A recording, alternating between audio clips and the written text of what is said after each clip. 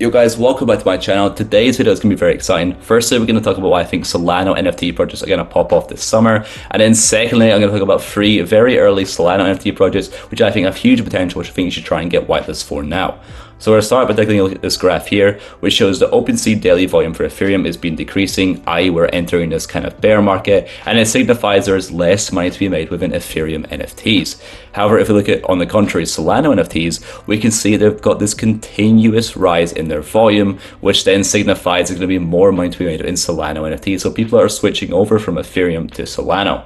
Now, there's going to be 3 key reasons why I think this trend is going to continue. Firstly, it's going to be the narrative that is going to be painted. If you look at any big NFT YouTuber and also their Twitter accounts, we can see their most recent posts are going to be about Solano Summer or upcoming Solano projects that are going to do super well. And these will have a lot of influence within the space, and they're really painting this narrative of a big Solano Summer.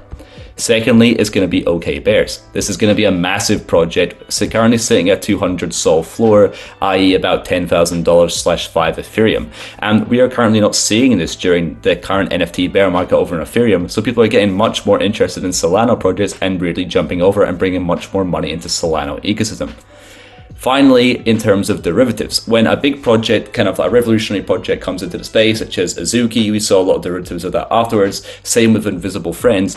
This is one of the first times, I believe, in the NFT space, we are seeing Ethereum derivatives of a Solano project. So this is basically just showing that Solano NFTs are getting much more attention than they previously did do. So it shows very exciting times for Solano NFTs. Now, there's no guarantee this trend is going to continue forever. It may be a couple of weeks, it may last a couple of months, but I do think there is still plenty of time to make money if you play your cards right. One very important tip is that when you're choosing which projects you want to try and get whitelisted for Solano NFTs, it's going to be different to Ethereum NFTs. The main difference is on Ethereum, I'd be looking for a strong team who are fully doxed, who have a well thought out roadmap and utility plan for their holders. But these things aren't simply as important for Solano NFTs. If you look at OK Bears, they actually had no roadmap laid out when they released, but they're currently sitting at 200 Sol floor.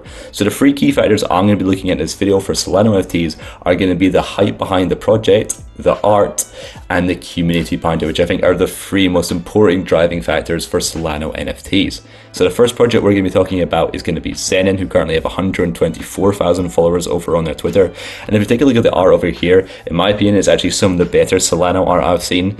Now, one thing I really like about this project is that you're going to be super early. The first announcement in Discord only happened around about 3 or 4 days ago, so there is still plenty of time to try and get that whitelist. The second project is going to be Big Beavers. Now, what caught my eye about this project is firstly going to be the art behind it. It's this kind of simple profile picture art similar to OK Bears, which has really popped off recently, which I think can do very well. And secondly, we've looked at their Twitter. Their first post was around about the 14th of May. So this project is only around about 10 days old, and I don't believe they even have a Discord yet. So there's still a chance to get in super early to get that easy whitelist.